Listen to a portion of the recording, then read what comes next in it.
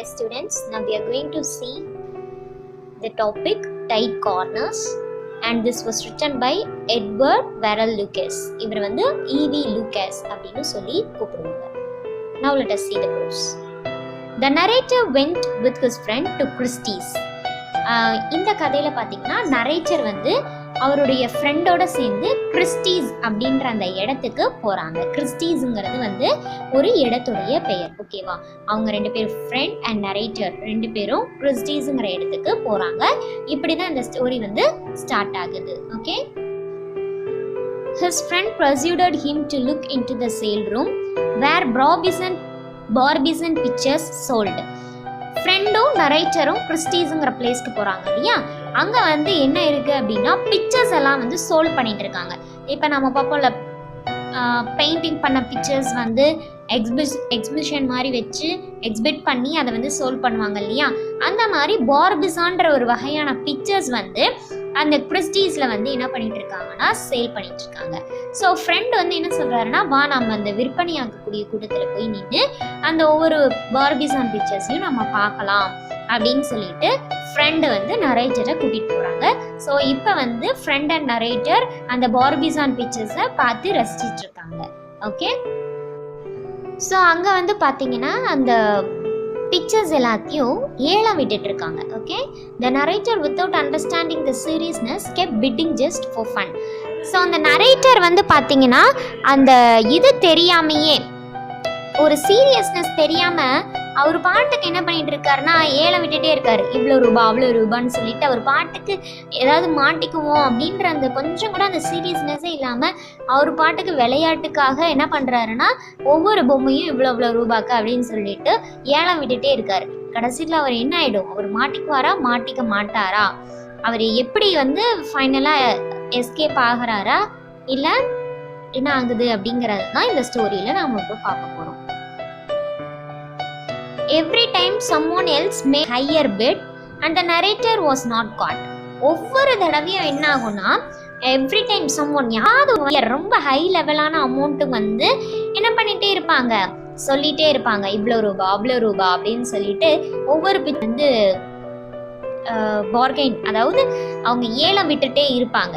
At the time நரேட்டரும் என்ன பண்ணுவாருன்னா ஒவ்வொரு இதுக்கும் வந்து எக்ஸ்ட்ரா அமௌண்ட் வந்து சேர்த்து சொல்லிட்டே இருப்பாரு. ஆனால் அவர் வந்து என்ன ஆகலை அப்படின்னா மாட்டிக்கல.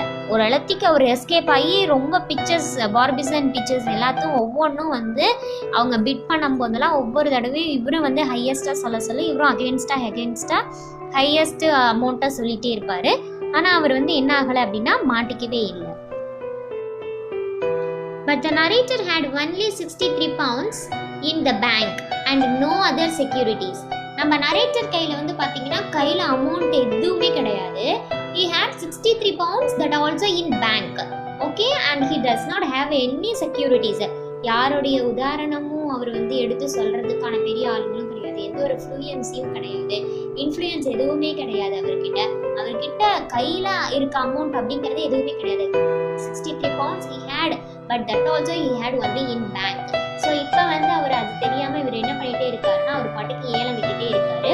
ஸோ ஃபைனலாக அவர் வந்து பெரிய அமௌண்ட்டுக்கெல்லாம் வேற ஏலம் விடும்போது அவருடைய கையில் வந்து அமௌண்ட் இல்லாதனால அவர் என்ன பண்ணிக்குவாருன்னா மாட்டிக்கக்கூடிய சூழ்நிலை வந்து அவருக்கு ஏற்பட போகுது.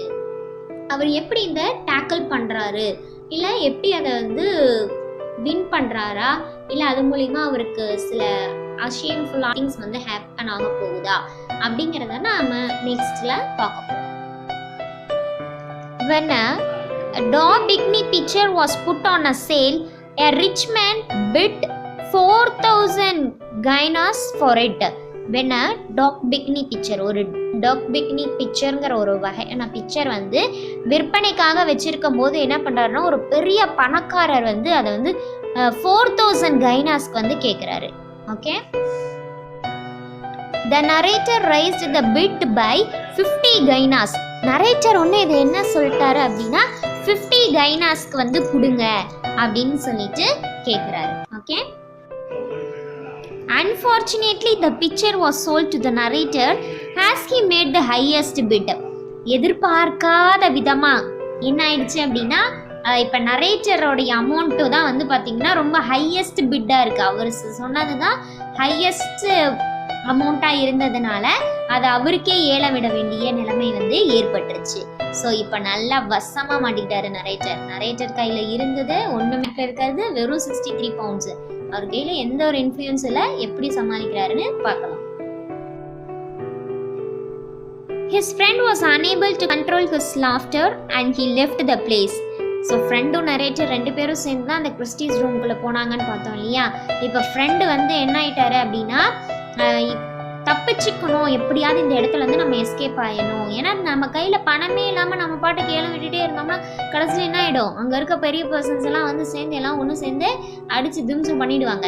ஸோ இந்த விஷயத்தை அறிஞ்சிக்கிட்டு முன்னாடியே இந்த ஃப்ரெண்ட் என்ன பண்ணிட்டாரு அப்படின்னா, சிரின்னு சிரிச்சுக்கிட்டே இருந்துட்டு அப்படியே நைஸாக அந்த இடத்துலேருந்து தன்னுடைய ஃப்ரெண்டாக இருக்கக்கூடிய நரேட்டரை விட்டுட்டு எஸ்கேப் ஆகி போகிறார். எப்படிப்பட்ட ஃப்ரெண்டு பார்த்தீங்களா. Now the narrator got into a tight corner by his own folly. So இப்போ வந்து ரொம்ப இக்கட்டான ஒரு சூழ்நிலை, டைட் கார்னர், ரொம்ப ரொம்ப கஷ்டமான ஒரு சூழ்நிலையில் நரேட்டர் வந்து மாட்டிக்கிட்டாரு. அவரே வந்து தவளை தன்வாயாலே கெடும் அப்படின்னு சொல்லுவாங்க இல்லையா. தான் தலையிலேயே தானே மண்ணை மாதிரி போட்டுக்கிட்டாங்க அப்படின்ற டைலாக்லாம் பேசுவாங்க இல்லையா. அந்த டைலாக் இப்போ நரேட்டருக்கு இந்த இடத்துல செட் ஆகுது அப்படின்னு நம்ம சொல்லலாம். கண்டிப்பாக உண்மைதானே. ஒன்றுமே இல்லாமல் இவர் பிட் பண்ணது ரொம்ப தப்பான விஷயம். Suddenly, the gent who made the bid of 4,000 gainas was ready to offer additional 50 gainas by the picture. So சடனாக இப்போ என்ன நடந்துச்சு அப்படின்னா, ஒரு 4,000 கைனாஸ் அப்படின்னு சொல்லி பிட் பண்ணார் இல்லையா. அந்த பர்சனே என்ன சொல்கிறாருன்னா, நான் இன்னும் உனக்கு எக்ஸ்ட்ரா 50 கைனாஸ் வந்து தரேன் இந்த பிக்சருக்காக அப்படின்னு சொல்லிட்டு நம்ம நரேட்டர் கிட்ட வந்து சொல்கிறாரு. எப்படி சான்ஸ் வந்து யாருக்காவது கிடைக்குமா, ரொம்ப அருமையான சான்ஸ் வந்து இப்போ நம்ம நரேட்டருக்கு கிடைச்சிருக்கு. இப்போ வந்து ரொம்ப ரொம்ப ரொம்ப நம்மளுடைய நரேட்டர் வந்து ஹாப்பியாக ஃபீல் பண்ண போகிறாரு. The narrator was happy yet he demanded 100 gainas. இப்போ ரொம்ப ரொம்ப ஹாப்பியாக நரேட்டர் வந்து ஃபீல் பண்ணுறாரு. காற்று வந்து நரேட்டர் பக்கம் வீசுது. அதனால தான் அவருக்கு வந்து என்ன கிடச்சிருக்கு, தானாகவே அமௌண்ட்டும் கிடச்சிருக்கு. ஸோ அந்த பார்பிசான் பிக்சரை ஈஸியாக அவர் வந்து சோல்வ் பண்ணுறவங்க கிட்ட இருந்து வாங்கிக்க முடியும். ஸோ அவர் பிட் பண்ண மாதிரியே ரொம்ப அழகாக அவருக்கான பிக்சர் வந்து கிடைக்க போகுது, அமௌண்ட்டும் கிடைக்க போகுது. ரொம்ப ஹாப்பியாக நரேட்டர் வந்து ஃபீல் பண்ணுறாரு. So that is a proud moment. அதாவது அதிர்ஷ்ட கதவு அவரை தானாக தட்டி கிடச்சிருக்கு அப்படின்னு சொல்லலாம். The narrator got it and also saved from humiliation. So இப்போ நரேட்டருக்கு வந்து செக், அந்த அமௌண்ட்டுக்கான செக், அந்த 4,000 கைனாஸ் பிட் பண்ண ஒரு பெரிய ரிச் மேன் கிட்ட இருந்து செக்கும் கிடச்சிருச்சு. அண்ட் அவர் வந்து மனிதாபிமானத்தோட காப்பாற்றமும் பட்டிருக்காரு. ரொம்ப ரொம்ப அருமையாக ஃபைனலாக இந்த ஸ்டோரி வந்து ஃபினிஷ் ஆகிருக்கு. பட் இந்த ஸ்டோரியில் வந்து நம்ம என்ன விஷயங்கள் தெரிஞ்சுக்கணும் அப்படின்னா, நம்மக்கிட்ட வந்து பொறுமைங்கிறது ஒன்று இருக்கணும், சிந்தித்து செயல்படணும். நம்மக்கிட்ட என்ன இருக்குது இல்லைங்கிற அந்த விஷயத்தை நம்ம அறிஞ்சு செயல்படணுங்கிற உண்மையை நம்ம தெரிஞ்சுக்க முடியும் ஸ்டோரியிலேருந்து. அது மட்டும் இல்லாமல் ஒரு நண்பனாக இருக்கிறவங்க எப்பயுமே ஆறுயிர் நண்பனாக எவ்வளோ கஷ்டம் வந்தாலும் தன்னுடைய நண்பனோட கண்டிப்பாக இருக்கணும். அப்போ தான் அது வந்து உண்மையான ஃப்ரெண்ட்ஷிப். இந்த கதையில் வர ஃப்ரெண்டு மாதிரி விட்டுட்டு ஓடக்கூடாது. Okay, thank you.